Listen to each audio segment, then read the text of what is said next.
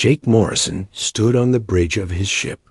The Liberty was not the biggest ship in the Federation fleet, but it was fast and reliable.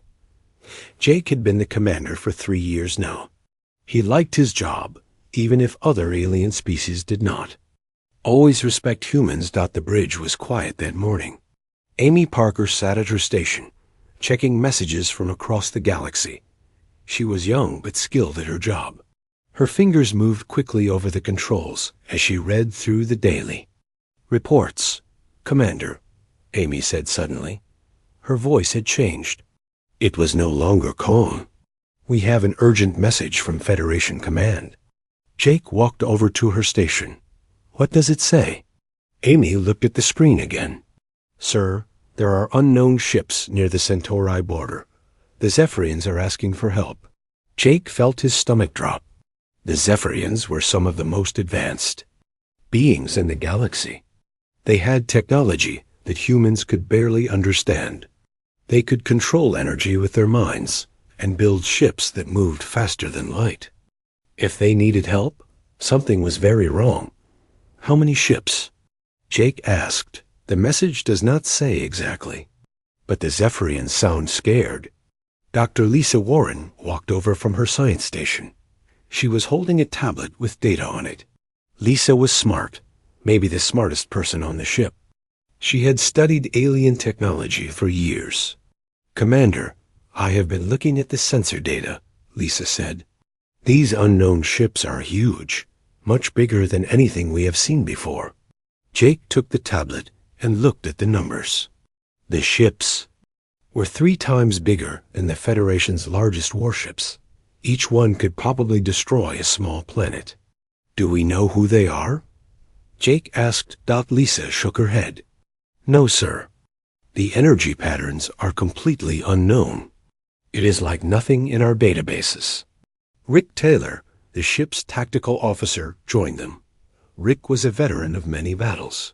He had fought pirates and criminals across the galaxy.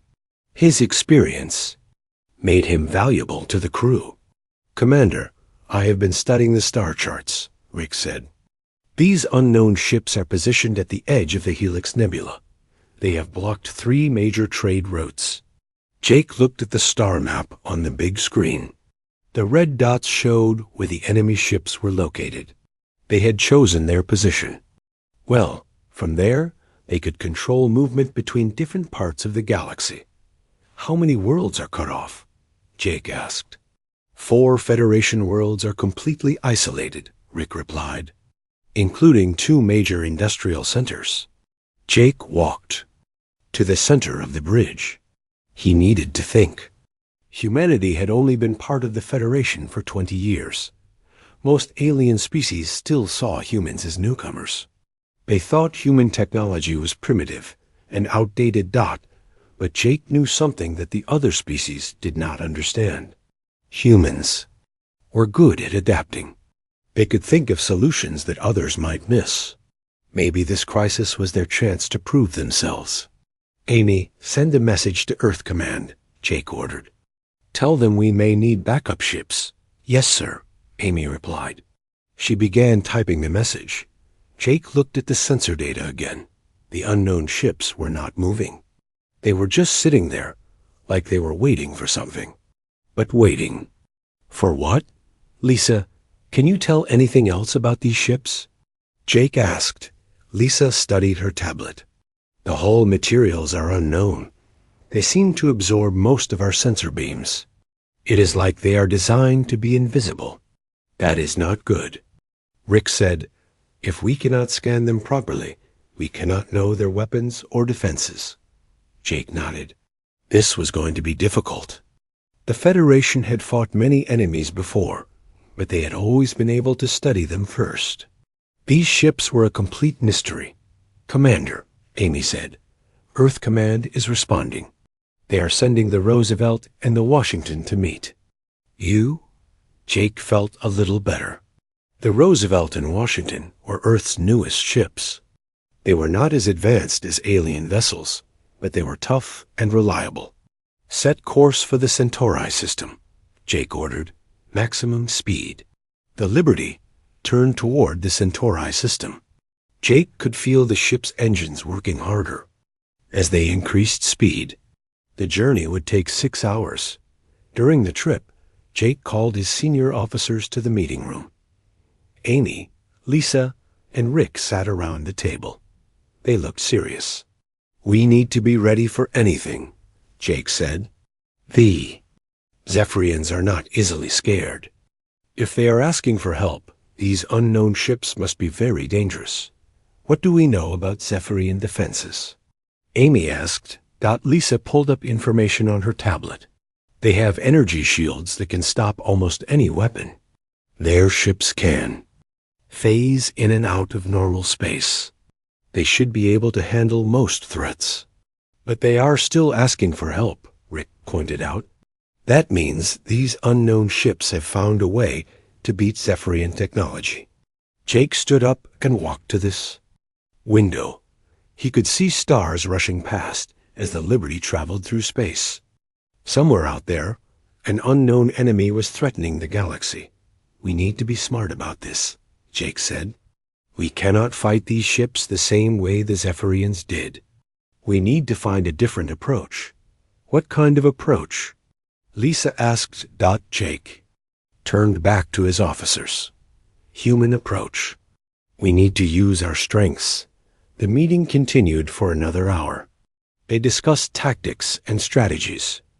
But Jake knew that they would have to see the enemy ships before they could make real plans. As the Liberty approached the Centauri system, Jake returned to the bridge. The crew was quiet and focused. Everyone knew that they were heading into danger. "Commander," Amy said, "we are receiving a transmission from the Zephyrian fleet." "Put it on the main screen," Jake ordered. The face of a Zephyrian commander appeared on the screen. The alien looked tired and worried. His blue skin was pale, and his large eyes showed. "Fear, human vessel," the Zephyrian said. "We are glad you have come. But you should know that we have already lost 3 ships trying to fight these invaders." Jake felt a chill run down his spine. The Zephyrians had some of the most advanced warships in the galaxy. If they were losing ships, humanity was in for a very difficult fight. "We are here to help," Jake replied. "What can you tell us about the enemy?" The Zephyrian commander shook his head. "They do not communicate. They do not negotiate. They simply attack and destroy. We have never seen anything like them." Jake looked at his crew. They were all listening carefully. This was their first real test as members of the Federation. They could not afford to fail. "We will do our best," Jake promised the Zephyrian commander. The transmission ended. Jake stood on the bridge, looking at the stars ahead. Somewhere in the darkness, an unknown enemy was waiting. But Jake was not afraid. Humans had faced impossible odds before. They would find a way to win. The Liberty continued toward the Centauri system, carrying the hopes of the Federation with it. Captain Susan Blake watched the screen in horror. The planet Kepler 442b was under attack. The mining world had been peaceful for over 100 years. Now it was burning. The horizon was Susan's ship. It was smaller than the Liberty, but it was equipped with the best sensors in the Federation. Susan had been ordered to watch and report on the enemy's tactics. "Captain," said Tom Bradley from the engineering station, "I am reading massive energy discharges from the planet's surface." Susan looked at the tactical display. The unknown ships were not just attacking the planet. They were taking it apart piece by piece. "Can you identify their weapons?" Susan asked. Tom shook his head. "No, ma'am. The energy patterns are unlike anything we have ever seen. They seem to be dissolving the planetary defenses." The Keplerians were a peaceful species. They looked like tall, thin humans with crystal-like skin. Their technology was based on growing crystals that could store and focus energy.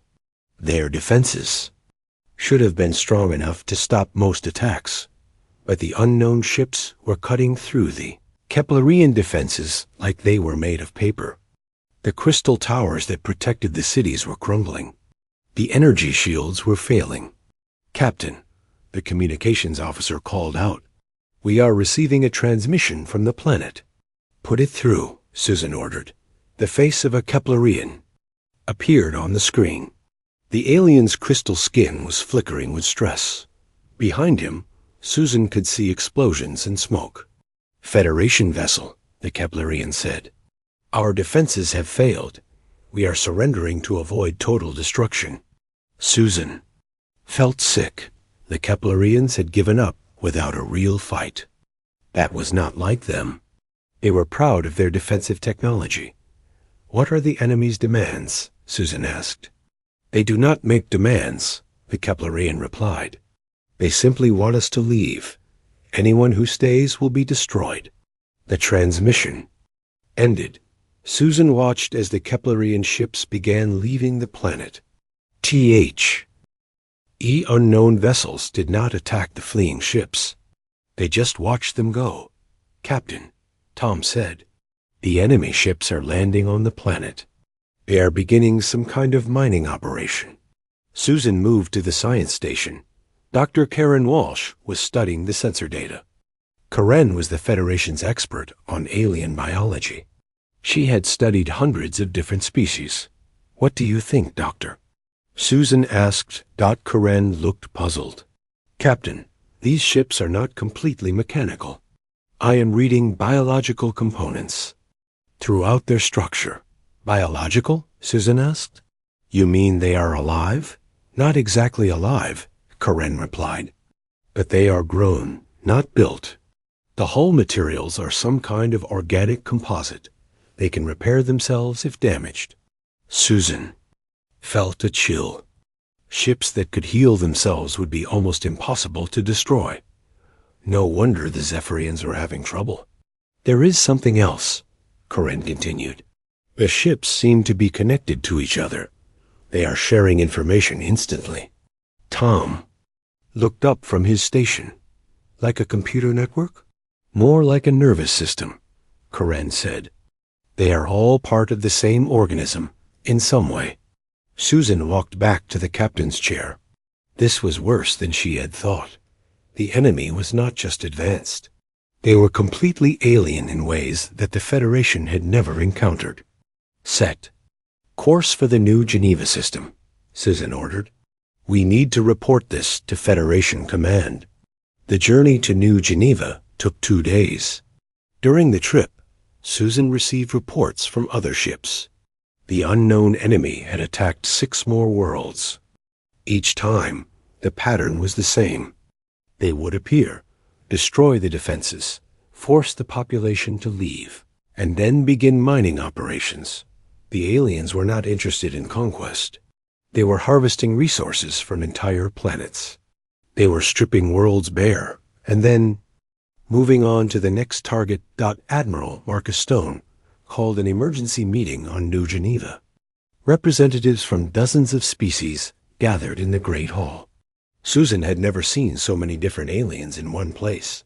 The Admiral was a tall, serious man with gray hair. He had been fighting wars for 30 years. But Susan could see worry in his eyes. "We have lost 12 worlds in 3 weeks, the Admiral announced. "The enemy advance seems unstoppable." A vegan representative stood up. The vegans were famous for their military tactics. They had never lost a war. "Admiral, we have analyzed the enemy's movement patterns," the vegan said. "They are not random. They are targeting specific worlds with high mineral content."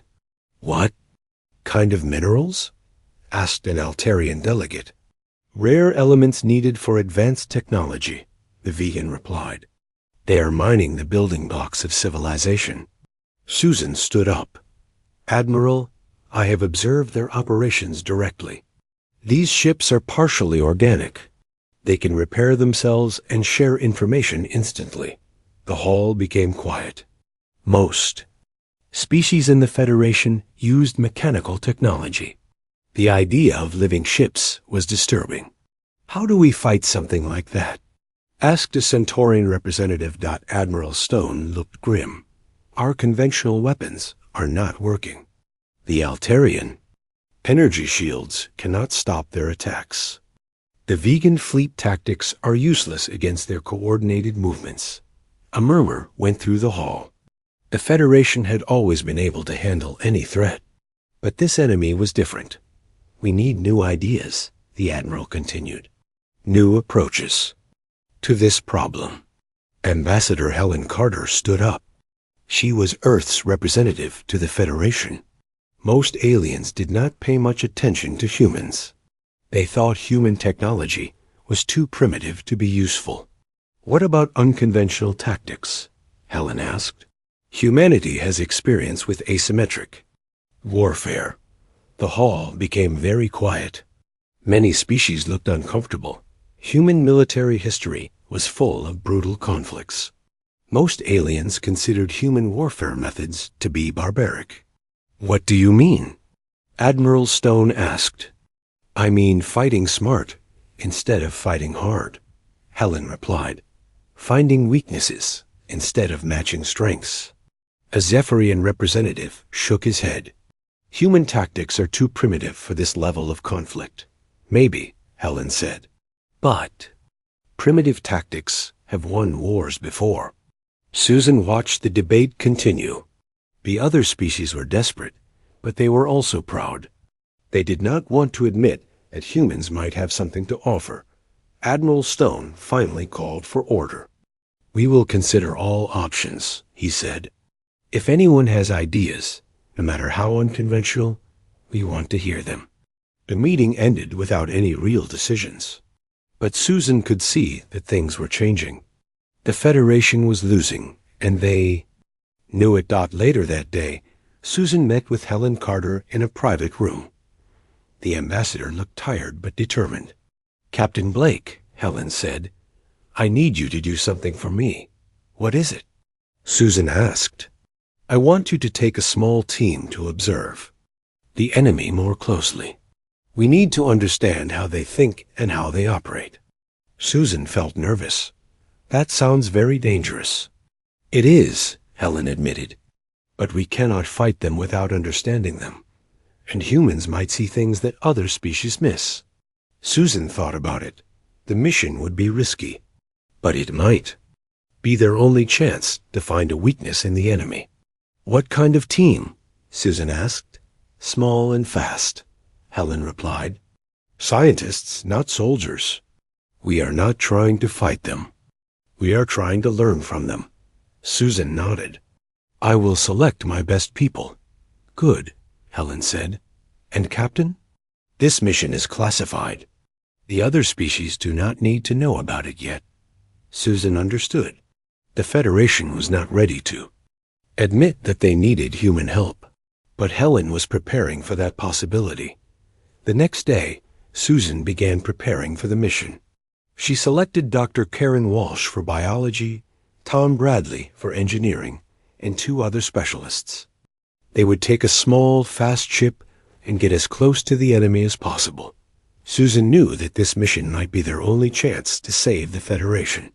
The enemy was too strong to fight directly. But maybe, just maybe, they could find a way to outsmart them. The unknown aliens had made one mistake. They had overlooked humanity. But humans were about to remind the galaxy why that was always a bad idea. Colonel Danny Hayes crouched behind a broken wall on the planet Vega Prime. The world had been attacked 3 days ago. Now it was empty, except for the strange alien mining machines. Danny's team was small but skilled. Sergeant Kelly Brooks was an explosives expert. She could make a bomb from almost anything. Corporal Steve Miller was a sniper who never missed his target. Private Alex Turner was good with computers and alien technology. Remember, Danny whispered to his team, we are not here to fight. We are here to learn. Their ship, the Phantom, was hidden in a crater 10 miles away. It was a stealth vessel designed to avoid detection. But Danny knew that even the best stealth technology might not work against these aliens. Colonel, Alex said quietly, I am picking up some kind of signal from that mining machine. Danny looked at the machine through his binoculars. It was huge, maybe 50 feet tall. It had long arms that were digging into the ground. But it did not look like any machine Danny had ever seen. It looked organic, like it was alive. What kind of signal? Danny asked. It is like a radio transmission, Alex replied. But it is not using any frequency we know about. Kelly crawled over to join them. Sir, I have been watching these machines for an hour. They are not just mining. They are growing. Danny looked at Kelly.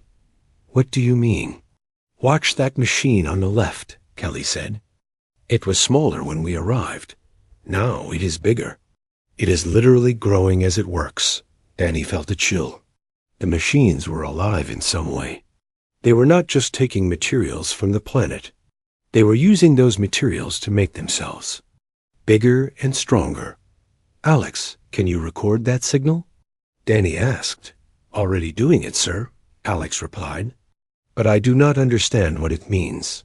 Danny made a decision. We need to get closer. Kelly, can you make a distraction? Kelly smiled. Give me 5 minutes, sir. She moved away from the group. Danny watched as she placed a small explosive device near another mining machine. She was very careful and very quiet. 5 minutes later, there was a small explosion.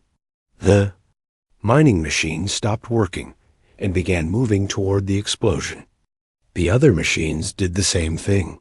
They are connected, Danny said. They all reacted to the same threat. Like a hive mind, Alex added. Danny and his team moved closer to the now empty mining machine. Alex connected his computer to the machines. Surface. His fingers moved quickly over the keyboard. Sir, I am getting data streams, Alex said. This machine is communicating with others across the galaxy. Can you understand the communications? Danny asked. Alex shook his head. Not yet, but I am recording everything. Suddenly, the mining machine began to move again. It was coming back from investigating the explosion. Time to go, Danny said. The team moved quickly back to their hiding place. They watched as the mining machine returned to its work. It did not seem to know that they had been there. Alex, what did you find? Danny asked. Alex looked at his computer screen. Colonel, these machines are not just connected to each other. They are connected to something else, something bigger. What kind of something? Kelly asked. I think they are all controlled by a central intelligence, Alex replied. Like a queen bee controlling worker bees. Danny thought about this.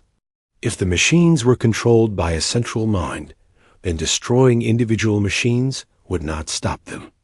But maybe there was another way. Can you trace the signal back to its source?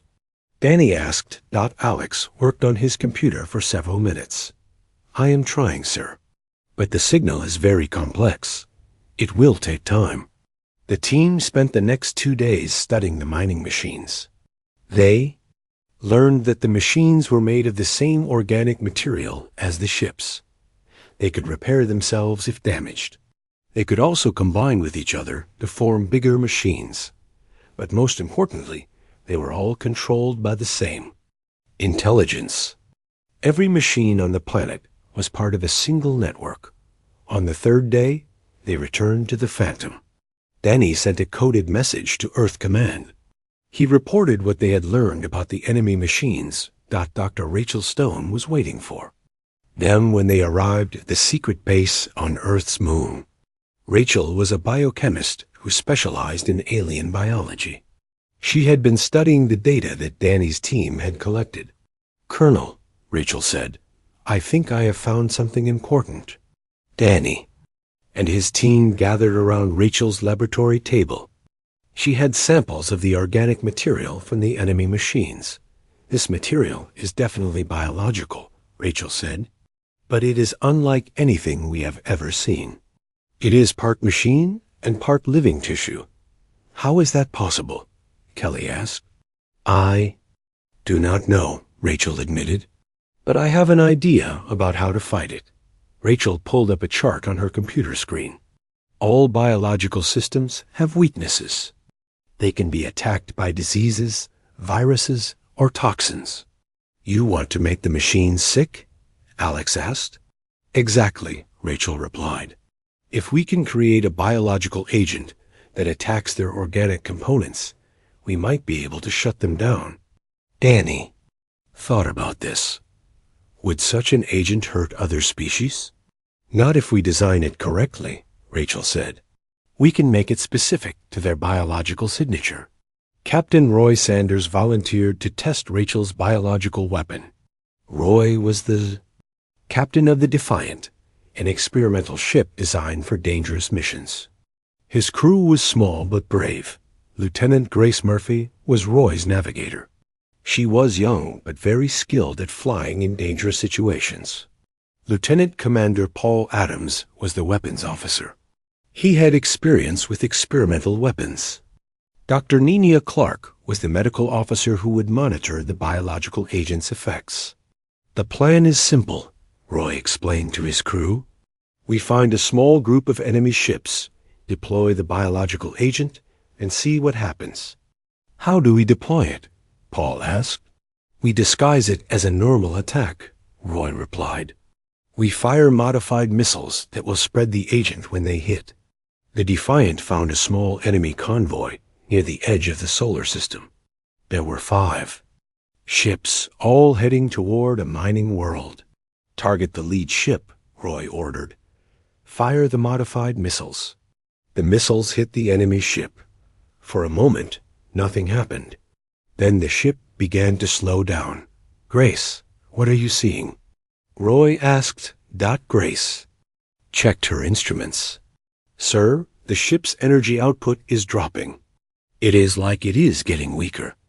A biological agent is working, Nenia reported.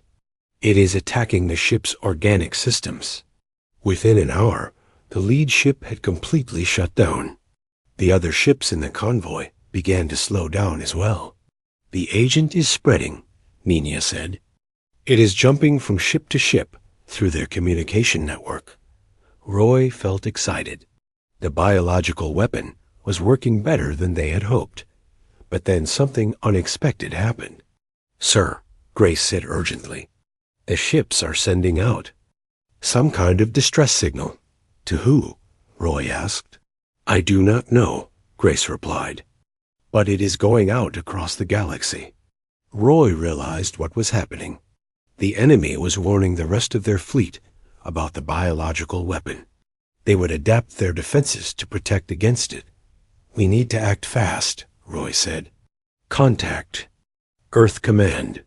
Tell them the weapon works, but we need to use it soon. Meanwhile, Ensign Carl Young was working alone on the research station Alpha 7.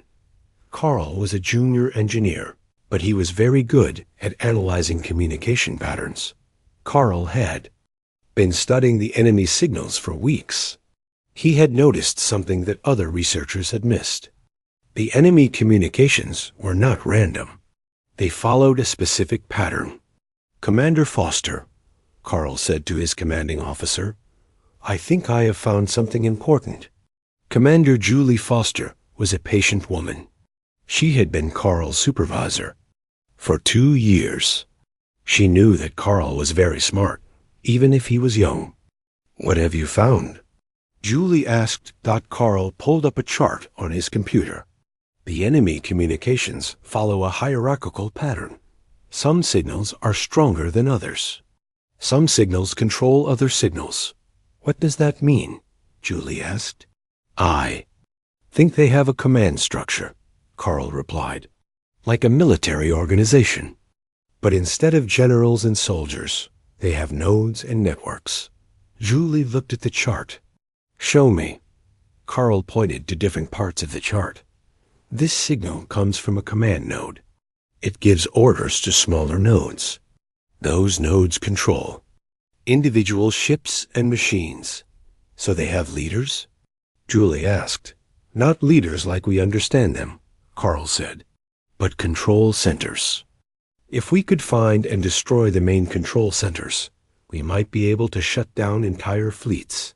Julie felt excited. This was the breakthrough they had been looking for. Carl, I want you to prepare a full report.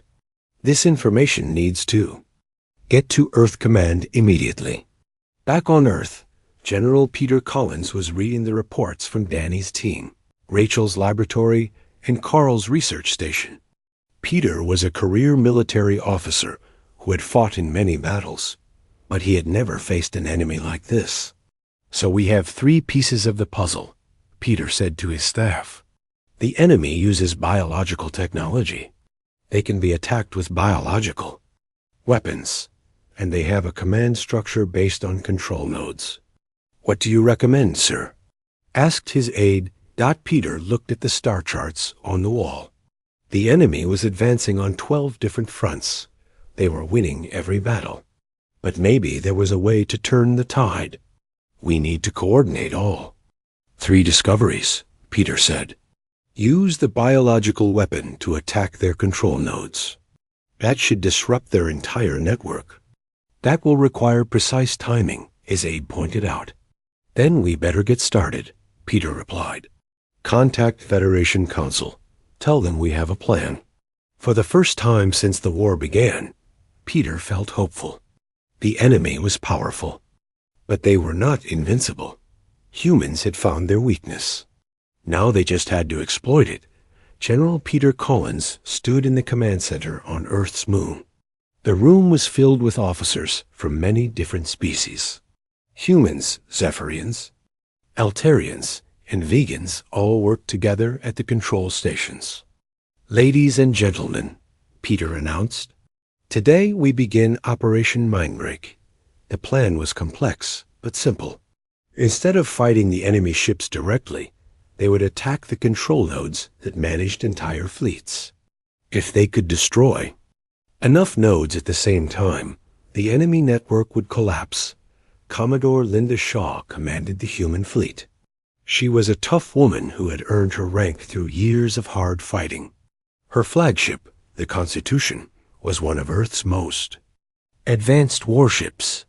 Commodore Shaw, Peter said, your fleet will attack the primary node, the Rigel system. That node controls over 50 enemy ships. Understood, General, Linda replied. My ships are ready. Admiral Kreese Henderson commanded the Federation Navy. She was an Altarian with blue skin and large eyes. Her species was known for their peaceful nature, but Kreese was a skilled military leader.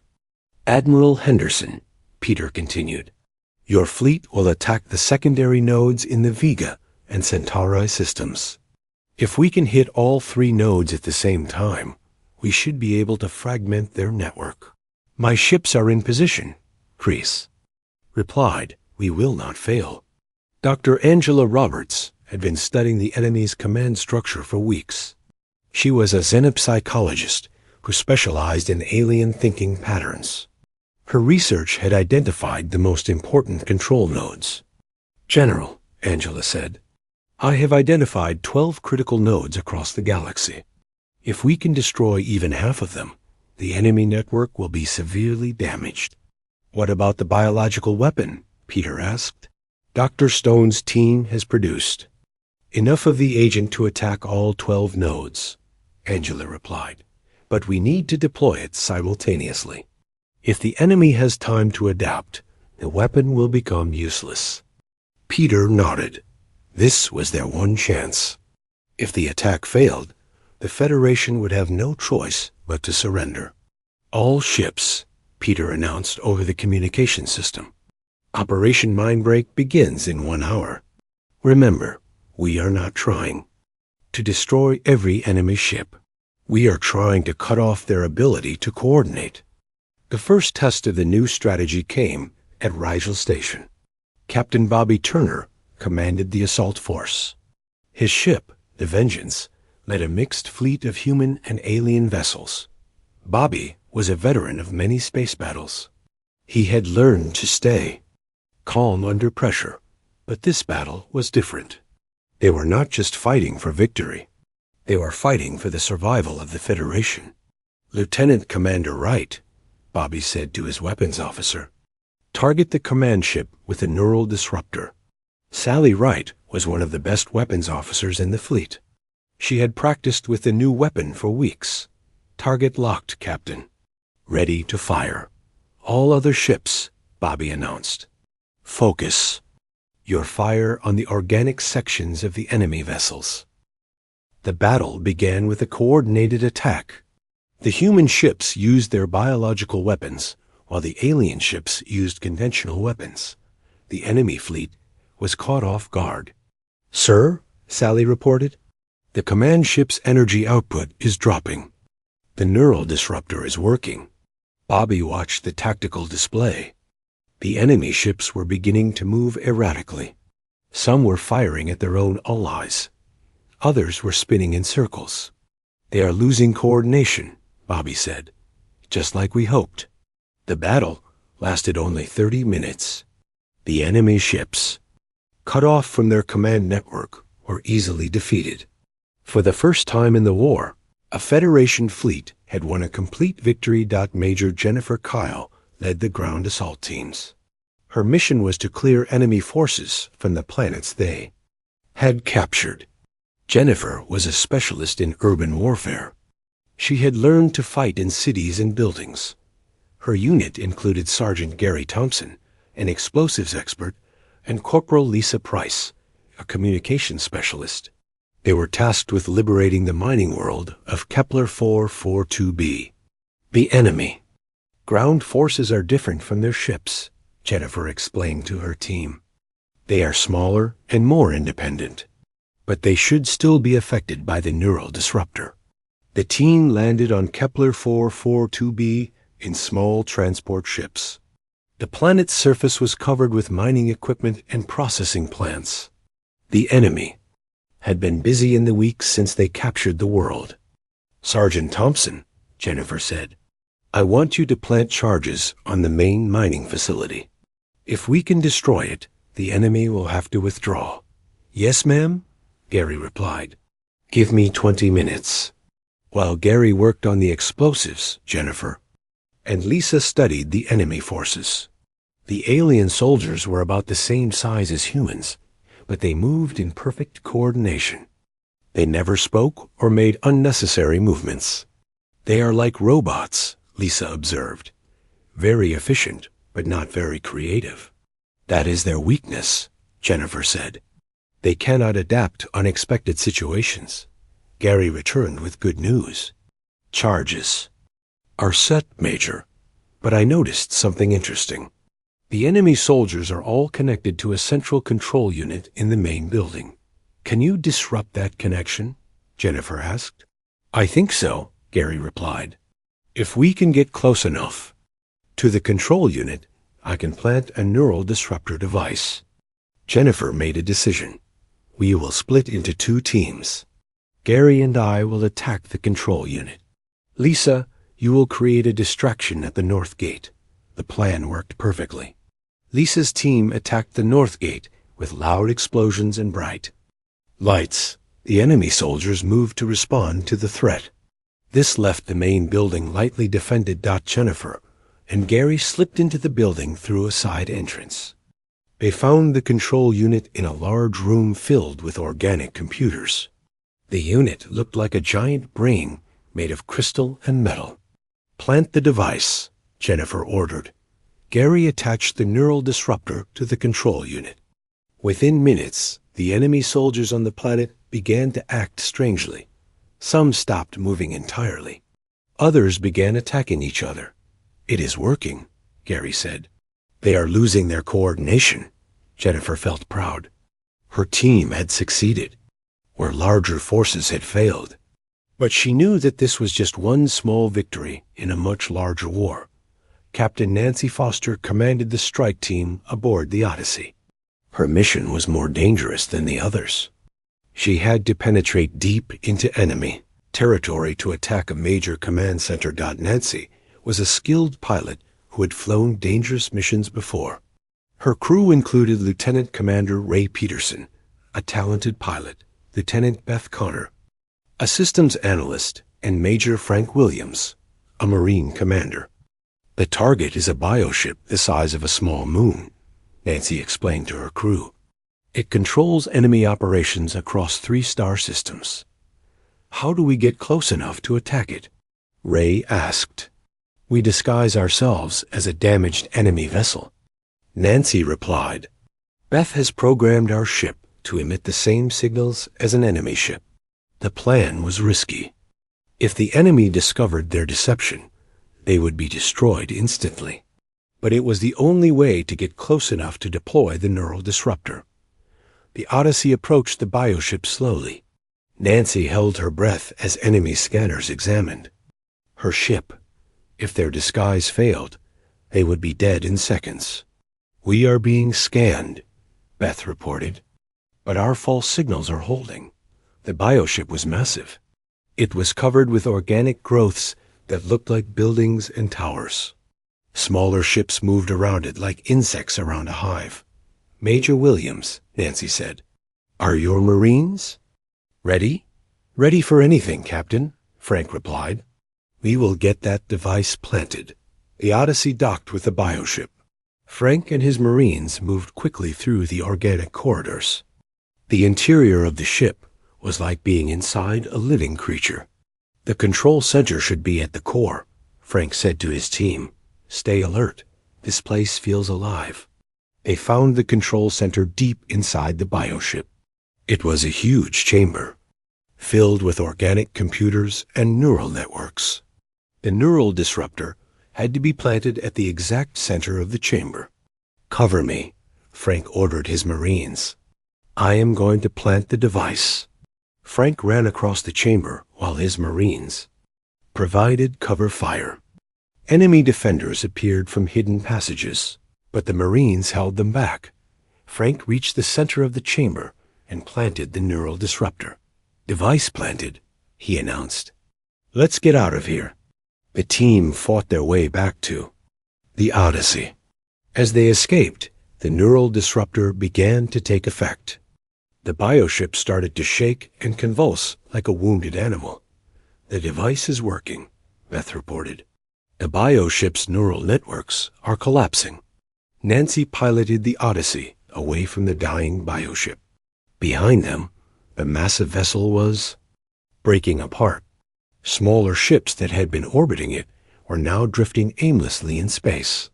Mission accomplished, Nancy announced. The command center is destroyed. Dr. Chris Lee monitored the neural disruptor's effects from the Odyssey's science station. Chris was a specialist in alien neurology. He had helped design the weapon that was now destroying the enemy's command structure. Captain, Chris said, the neural feedback is spreading faster than we expected. It is affecting enemy ships across multiple star systems. Nancy felt excited. The weapon was working better than they had hoped, but she also felt worried. If the neural disruptor was too powerful, it might affect friendly ships as well.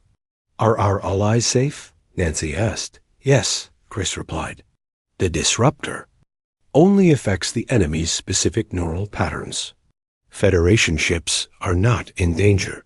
Across the galaxy, similar battles were taking place. Human and alien forces worked together to attack the enemy's control nodes. The new strategy was proving successful. Admiral Marcus Stone watched the battle reports from his command center on New Geneva. For the first time in weeks, the news was good. The enemy was losing battles across multiple fronts. The human strategy is working, Admiral Stone announced to his staff. Enemy coordination is breaking down everywhere. But the enemy was not giving up. They began to adapt to the new threat. Enemy ships started operating in smaller groups. They could no longer coordinate large fleets, but they could still fight as individual units. Sir, reported a communications officer, we are getting reports of enemy ships regrouping near the Andromeda border. Admiral Stone studied the star charts. The enemy was retreating to the edge of the galaxy. They were gathering their remaining forces for a final battle. Contact General Collins, Admiral Stone ordered. Tell him we need to finish this quickly. The enemy is adapting to our tactics. Back on Earth's moon, General Peter Collins received the Admiral's message. Peter knew that the war was entering its final phase. The enemy was wounded, but not defeated. All fleet commanders, Peter announced, prepare for the final offensive. We will pursue the enemy to the edge of the galaxy and destroy them completely. Commodore Linda Shaw prepared her fleet for the long journey to the Andromeda border. Her ships were tired from weeks of fighting, but the crews were excited. They could sense that victory was near. This is our chance to end the war, Linda told her captains. But we must be careful. A wounded enemy is often the most dangerous. The Federation fleet began moving toward the Andromeda border. Ships from dozens of species joined the offensive. Humans, Zephyrians, Altarians, Vegans, and many others worked together as one unified force. Captain Bobby Turner's ship, the Vengeance, led the advance scouts. His mission was to locate the enemy's final stronghold and report back to the main fleet. "Sir," Sally Wright reported, "long-range sensors are detecting a massive energy signature near the Helix Nebula." Bobby looked at the sensor data. The energy signature was bigger than anything they had seen before.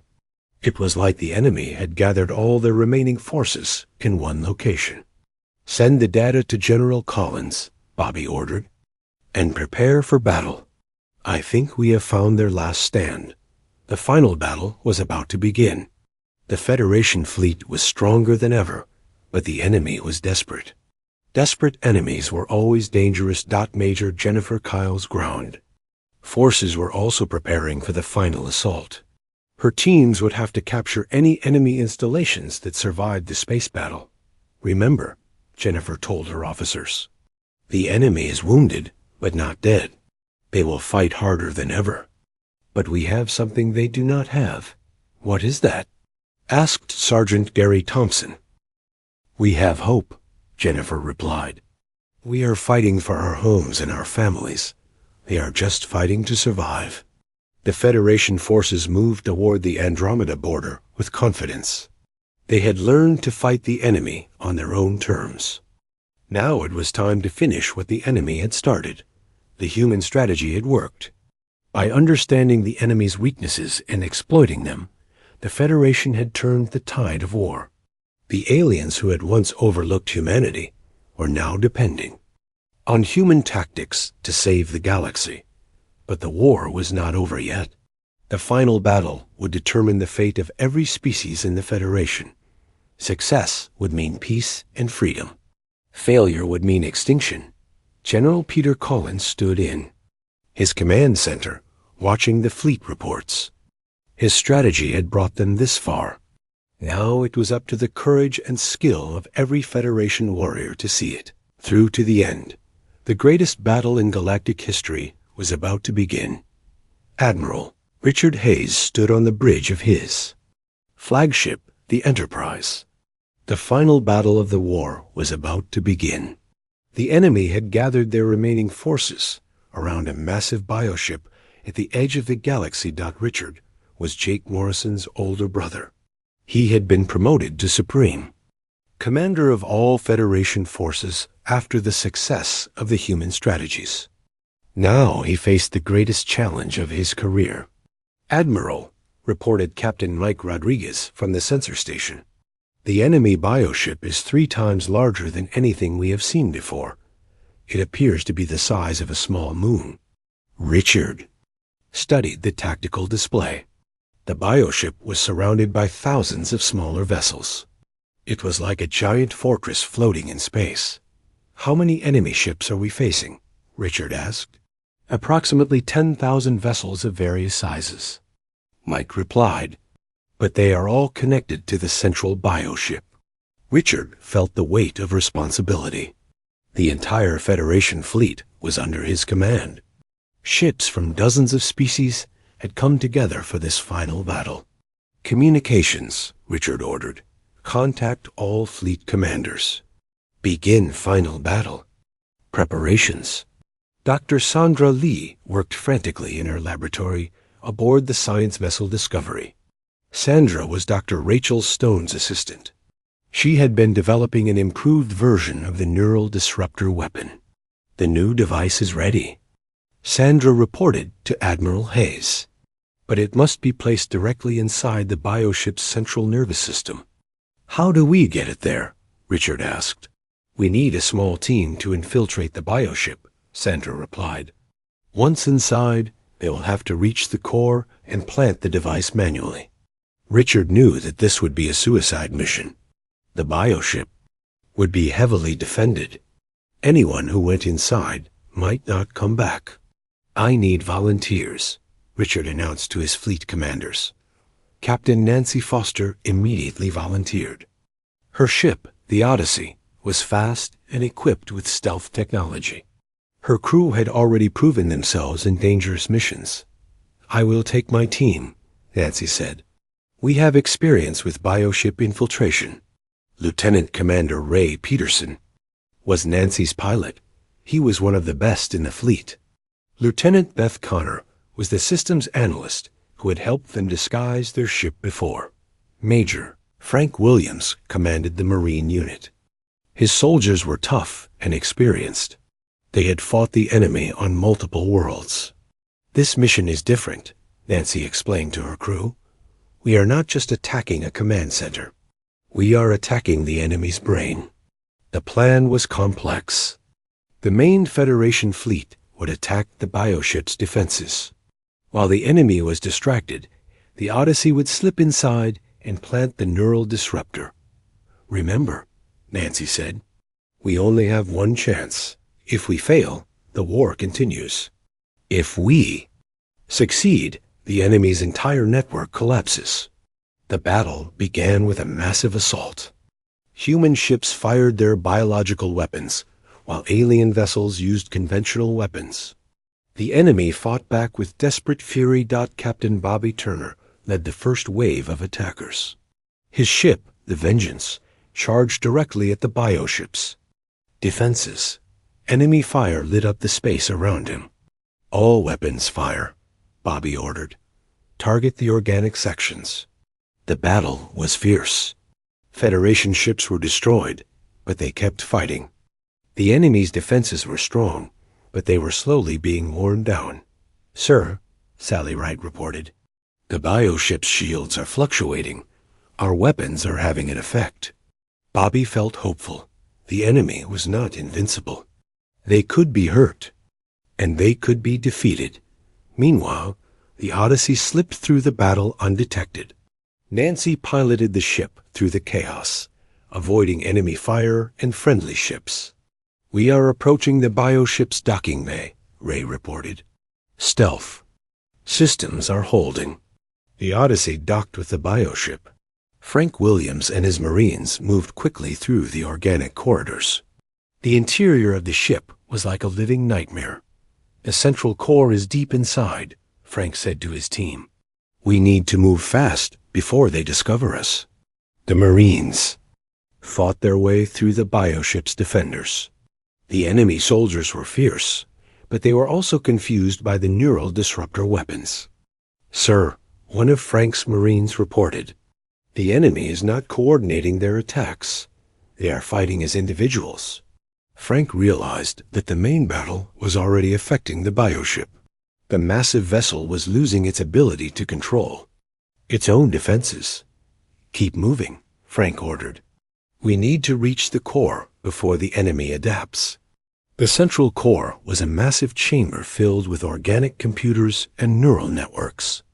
It pulsed with a sickly green light. The chamber felt alive, like the inside of a giant brain. Plant the device in the exact center, Frank ordered, and set the timer for 2 minutes. One of Frank's Marines ran to the center of the chamber. Enemy defenders appeared from hidden passages, but the other Marines held them back. Device planted, the Marine announced. Timer is running. Frank and his team fought their way back to the Odyssey. The bioship was beginning to shake and convulse. The neural disruptor was already taking effect. Go, go, go, Frank shouted as his team reached the ship. We need to get out of here. Nancy piloted the Odyssey away from the bioship. Behind them, the massive vessel was breaking apart. The neural disruptor was destroying its central nervous system. "It is working," Beth reported. "The bioship's neural networks are collapsing." Dr. Chris Lee monitored the weapon's effects from the science station. "The neural feedback is spreading to all enemy vessels. Their entire network is shutting down." "Admiral." Richard Hayes watched from the Enterprise as the enemy fleet began to fall apart.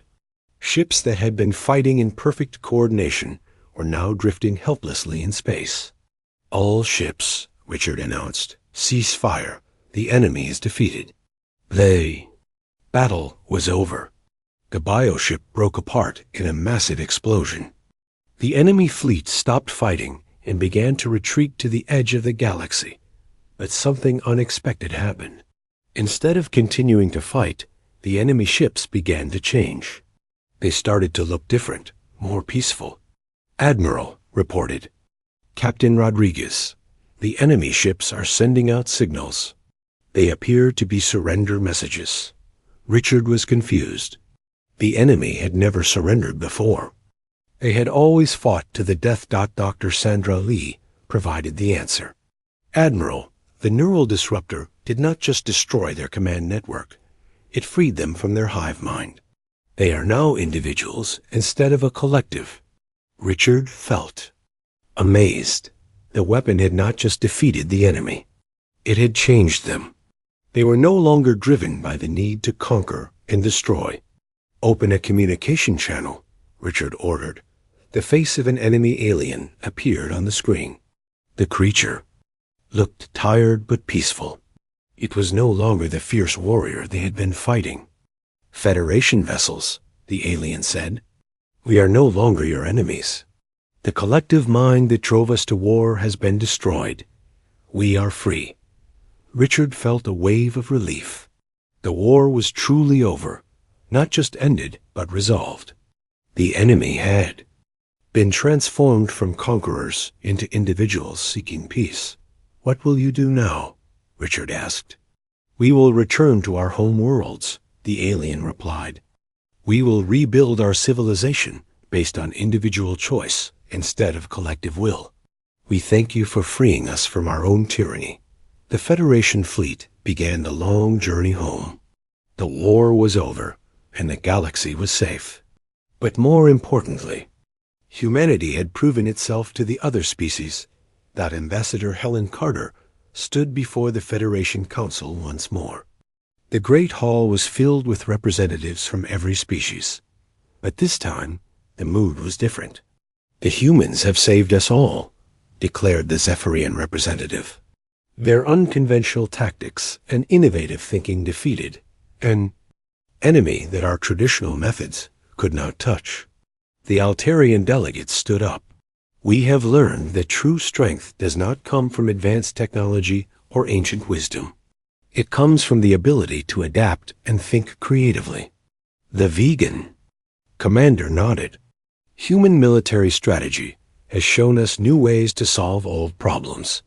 They have earned our respect and our gratitude." Helen felt proud. Humanity had started the war as newcomers who were barely tolerated. They were ending it as heroes who had saved the galaxy.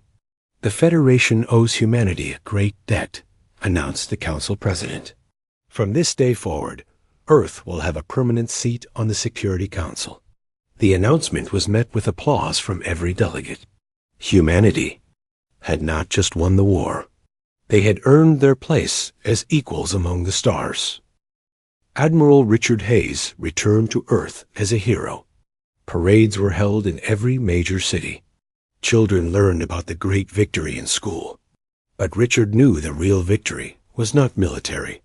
"We did not just defeat an enemy," Richard said in his speech to the United Nations. "We proved that humanity belongs in the galaxy. We showed that our differences make us stronger, not weaker." Jake Morrison, now promoted to Admiral, stood beside his brother on the stage. The war had changed. Both of them. They had learned that humans had something unique to offer the galaxy. The other species had superior technology and ancient wisdom, Jake said. But we had something they lacked. We had the ability to think outside the box. We had the courage to try new solutions. The War Memorial was built on Earth's moon. It honored all the species that had fought together against the common enemy. But at the center of the memorial was a simple plaque with human words. Earth was overlooked until humans proved their might. Dr. Rachel Stone continued her research into biological weapons, but now she worked with scientists from many species. The war had shown that cooperation was more powerful than competition. We learned that every species has strengths, Rachel said. Humans brought creativity and adaptability. Zephyrians brought energy manipulation. Altarians brought defensive technology. Together, we were unstoppable. The galaxy entered a new age of peace and cooperation. The former enemy species, now free from their hive mind, joined the Federation as individuals. They brought new knowledge and perspectives. Trade routes reopened. Worlds that had been devastated by the war were rebuilt. Children from different species played together on Federation worlds. But the most important change was in how the galaxy viewed humanity. No longer were humans seen as primitive newcomers. They were respected as equals who had earned their place through courage and ingenuity. Ambassador Helen Carter smiled as she watched human children playing with alien friends in the Federation capital. The war had been terrible, but it had also been necessary. It had shown the galaxy that diversity was strength. We were overlooked because we were different, Helen said. But being different was exactly what the galaxy needed.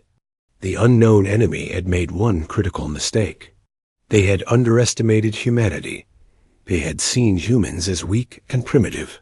But they had failed to understand that sometimes the most powerful weapon is the ability to think differently. The galaxy was now a safer place. Not because the enemy had been destroyed, but because they had been transformed. The neural disruptor had not just ended the war. It had created the possibility of lasting peace. Humanity had proven that Earth was not a world to be overlooked. They had shown that human might came not from superior technology or ancient wisdom, but from the courage to stand up when others could not. The war was over. The galaxy was free, and humanity had finally found its place among the stars.